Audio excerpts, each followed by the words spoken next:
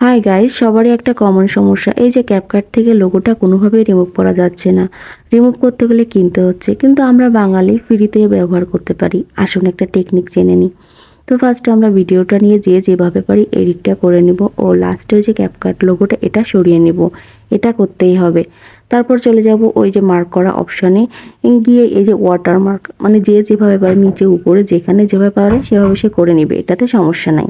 ওই অনুযায়ী লোগোটা সেখানেই আসে। এবার অ্যাজ ইউজুয়াল সবাই যাবে ডাউনলোড করে, আমিও সেভাবে ডাউনলোড করে নিলাম। এবার আসি একদম মেইন কথাতে। মেইন কথা বলতে কি, আমি আরেকটা অ্যাপস ডাউনলোড করে নিয়েছিলাম। এই অ্যাপস দিয়েই সব কারসাজি হবে। এই অ্যাপসটা হচ্ছে ইনশুট। দেখেন এই যে আমি ইনশুট অপশানে গিয়ে যে ভিডিও অপশানে যে আগে যে এডিট করছিলাম ক্যাটকাট থেকে, আমি সেটা নিয়ে নিলাম। নিয়ে নেওয়ার পরে এখন দেখেন নিচে যে ইনশুট নামের লোগোটা আবার আসছে এখানেও। তো এটার জন্য একটা ফ্রি অ্যাড দেখতে হবে। অ্যাড দেখলেই লোগোটা চলে যাবে। এবার এখান থেকে আমি যে ক্রপ অপশন নামে একটা অপশন আছে, আমি সেখানে আসব। এই যে ক্রপ অপশনে এসে আমি লোগোর নিচ পর্যন্ত টেনে দিলাম।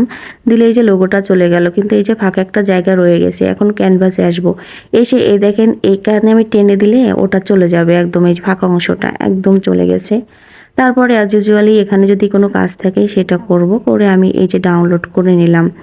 এবার দেখেন গ্যালারিতে যখন আমি আসলাম, গ্যালারি থেকে ওই যদি ভিডিওটা আমি ওপেন করি, করলে দেখবেন লোগোটা নেই অ্যাজ ইউজুয়ালি, মানে যে মানুষ ভিডিওটা দেখে সেভাবেই আর কি ভিডিওটা এখানেও দেখা যাবে। তো আমরা বাঙালি টেকনিকের কি অভাব আছে? সবাই ভালো থাকবেন, এটা ব্যবহার করবেন।